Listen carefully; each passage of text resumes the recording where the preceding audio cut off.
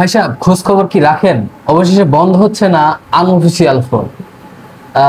Fake news ছড়াইতে ছড়াইতে বিষয়টা এমন হয়ে গেছে যে রাজার একটা কালো ছেলে হয়েছে, সেটা সবার মুখে মুখে ছড়তে ছড়তে হয়েছে কি রাজার একটা কাক হয়েছে। বিষয়টা এরকম। তো আমাদের যে নিউজটা আছে সেই নিউজে বলা হয়েছে যে 25 তারিখের 25শে ডিসেম্বরের পরে যে ফোনগুলো আনঅফিসিয়ালি বাংলাদেশে আসবে সেইগুলো হচ্ছে কখনোই বাংলাদেশ নেটওয়ার্কের সাথে অ্যাড হবে না। আদারওয়াইজ আগের যে আনঅফিসিয়াল ফোনগুলো যেগুলো আমরা এখন ব্যবহার করতেছি, এই ফোনগুলো কিন্তু ইজিলি আমরা ব্যবহার করতে পারবো। এই ফোনগুলো কিন্তু বিটিআরসি ডাটাবেজে অটোমেটিক্যালি রেজিস্ট্রেশন হয়ে যাবে। 25শে ডিসেম্বরের পরে যে ফোনগুলো ঢুকবে বাংলাদেশে সেইগুলো কিন্তু আবার বিটিআরসির ওয়েবসাইট থেকে সেগুলো রেজিস্ট্রেশন করে নিতে হবে। এটা নিয়ে কিন্তু অনেক জল্পনা কল্পনা হয়ে যাচ্ছে মানুষের মাঝখানে, আসলে কি হবে না হবে। এই ক্ষেত্রে হবে কি, ফোনের প্রাইসটা আসলে অনেকটা বেড়ে যাবে। যেমন ধরেন আপনি যদি 1 লাখ টাকা দিয়ে একটি ফোন কেনেন, সেটার হচ্ছে ভ্যাট ট্যাক্স দিয়ে সেটার দাম পড়বে 1,57,000 টাকা। মানে আপনাকে একটা ফোনের পিছনে 57% ভ্যাট প্রোভাইড করতে হবে। তো এটা কিন্তু একটা অনেক বড় একটা অ্যামাউন্ট। আসলে আমরা এখন যে আনঅফিসিয়াল ফোনগুলো কিনতে পারতেছি, তখন কিন্তু আসলে সেই ফোনগুলো কেনা আমাদের জন্য এফোর্ড করা খুবই কষ্টসাধ্য হয়ে যাবে। বিশেষ করে আইফোন আইফোন যারা কিনবেন তারা কিন্তু পরবর্তীতে বিশাল একটা অঙ্ক খরচাইতে হবে টাকা ফোনের জন্য। তো আমার মনে হয় যারা ফোন কিনতে চাচ্ছেন, ইমিডিয়েটলি এই 25 তারিখের আগেই যত ফোন কেনার দরকার ফোনগুলো কিনে রাখেন।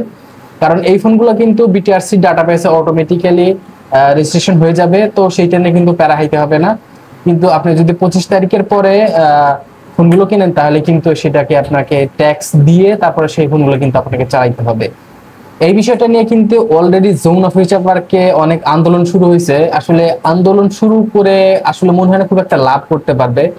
তো তারা যে অ্যাডভান্টেজটা নিতে পারে, তারা এখন প্রচুর পরিমাণে ফোন বাংলাদেশে ঢুকাবে এবং এই ফোনগুলোকে অ্যাক্টিভ করে বিটিআরসি ডাটাবেজে অলরেডি সেই ডাটাগুলো দিয়ে দিবে। পরে 25 তারিখের পরেও কিন্তু এই ফোনগুলো তারা ইজিলি বিক্রি করতে পারবে। এটা আপনি ধরে রাখেন, আপনি 25 তারিখের পরেও আরো 6 মাস আনঅফিসিয়াল ফোন মানে রেজিস্ট্রেশন করাগুলো কিনতে পারবেন, এইটা নিশ্চয়তা থাকেন। এটা নিয়ে আসলে আপনাদের তেমন কোনো বেগ পোহাইতে হবে না।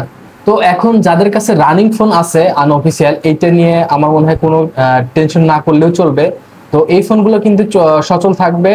আর এইটা হচ্ছে কাজ করবে কিভাবে, এটা আমি আপনাদের একটু মোরালিটি স্টোরিটা বলি। এটা হচ্ছে সিমের সাথে কানেক্টেড থাকবে।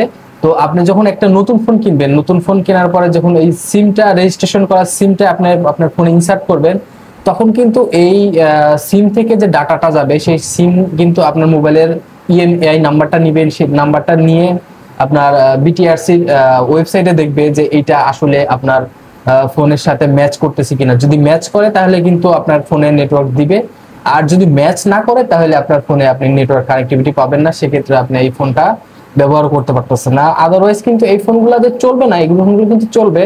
এগুলো হচ্ছে আপনি ওয়াইফাই দিয়ে হোয়াটসঅ্যাপে সব ধরনের কমিউনিকেশন করতে পারবেন, কিন্তু একমাত্র কল করতে পারবেন না। এটা হচ্ছে মোরাল অফ দ্য স্টোরি। এরপরে কিছু থার্ড পার্টি কিছু কথা বলি, যেটা আসলে কেউ বলে না এখন পর্যন্ত। তো আমাদের দেশের যে সিস্টেমটা আপডেট করতেছে, দেখবেন এই সিস্টেমের পরে কত ধরনের সিস্টেম যে মানে ইনইথিক্যাল সিস্টেম চালু হবে, এটা আপনি আসলে ধারণাও করতে পারতেছেন না। যেমন ধরেন এই আইফোনের কিন্তু বাইপাস করার সুবিধা আছে। তো দেখবেন যে এমন একটা সিস্টেম বের হয়ে পড়ছে যে এই আনঅফিসিয়াল ফোনগুলো বাইপাস করে কোনো না কোনো ভাবে চালানো যাবে, একটা ব্যবস্থা বের হবেই। তো এইটা নিয়ে আমার মনে হয় খুব একটা গ্রাহকদের প্যারা খাইতে হবে না। তো আপনারা যারা আনঅফিসিয়াল ফোন এখন চালাচ্ছেন বা পরে কিনবেন, তো এখন যারা চালাচ্ছেন তাদের কোনো হ্যাসেল নাই। যারা পরে কিনবেন তারা হয়তো যদি লিগেলি চালাতে চান, তাহলে সেক্ষেত্রে কিন্তু আপনাকে ট্যাক্স দিয়ে ফোনটা চালাতে হবে, আদারওয়াইজ কিন্তু সেই ফোনটা চালাতে পারবেন। তো আমার মনে হয় বিষয়গুলো আপনারা খুব ভালোভাবে বুঝতে পারছেন। যারা আনঅফিসিয়াল ফোন ইউজ করতেছেন তাদের কোনো হ্যাসেল নাই, আর যারা রিসেন্টলি ফোন কিনতে চাচ্ছেন ইজিলি কিনে ফেলতে পারেন, এটা নিয়ে কোনো ঝামেলাই হবে না। তবে 25 তারিখের আগে কিনে ফেলতে হবে। 25 তারিখের আগে কিনে ফেললে আপনার ফোনটা অটোমেটিক্যালি রেজিস্ট্রেশন হয়ে যাবে। তো ভিডিওটা কেমন লাগলো অবশ্যই কমেন্ট করে জানাবেন। আরো যদি কোনো কিছু জানতে চান অবশ্যই আমার কমেন্ট সেকশন খোলা আছে, সো কমেন্ট করতে পারবেন। তো ভালো থাকবেন, আল্লাহ হাফেজ।